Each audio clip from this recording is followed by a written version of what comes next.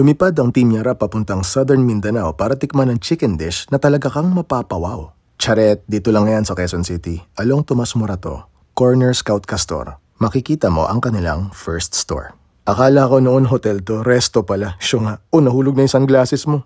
Pwede ka mag-park sa tapat, pwede rin sa hilera, o kaya dito ka sa Scout Lozano. May pay parking pala dito. All set na, tara, pasok na tayo. Pagpasok sa loob, kumpirmado, hindi nga siya hotel. Restaurant siya, you can tell. Naanyayahan kaming tatlo na lumapag dito. Isa sa mga may-ari ang nakausap namin mismo, si Chef Mickey. Habang kinukwento ni Chef yung history, binigyan niya muna kami ng citron na may honey. Cheers to sanity. Sabi ko sanity hindi crazy. Ganyan dapat ang menu, kita mo ang mga itso.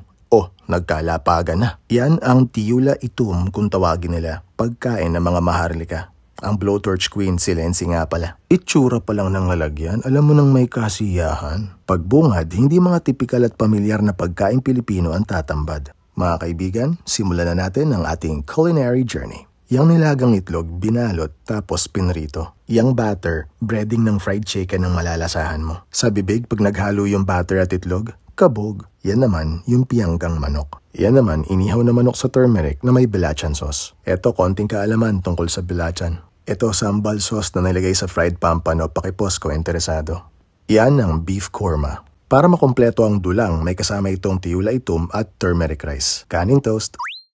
Inistarteran na ni Master Pogi yung bone marrow like there's no tomorrow. Charet, wag ka palilin lang sa kulay. Masarap today. Para sa akin, unang higop, lasa ng bulalo ang rirehistro. Tapos, kalma lang yung lasa ng tostadong nyog sa dulo. Itong beef korma, ang lambot ng baka, yung curry hindi nagmumura. Meron ding mani at gata kaya malinamnam sa dila. Sa lahat ng natikman ko dito, ito ang top 2 ko.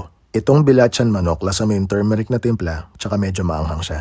Ang top 1 ko, yung pianggang manok. Niluto muna sa pamapa at gata, tapos inihaw nila ng tama.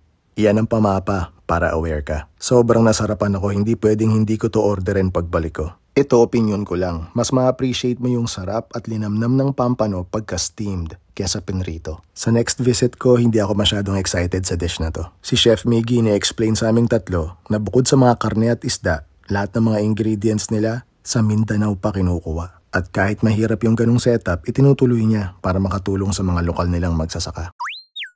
Ang halo-halo na walang yelo ng Zamboanga, Knicker Ice Treat ang tawag nila. Ang katas ng pakwan, ang tamis ng mangga, masarap to. Pero para sa akin, mas fruit salad siya kaysa halo-halo. Mula sa simpleng paanyaya, dinala kami ni Chef Miggy sa isang paglalakbay na kaaya-aya. Natikman namin ang world-class na sarap ng Zamba Sulta. Nasa gateway nga pala yung bagong branch nila. Baka may pagkakataong kang bumisita. Sa opinion ko, isa to sa pinakamasarap na Pinoy restaurant na mapupuntahan mo. Nyarap!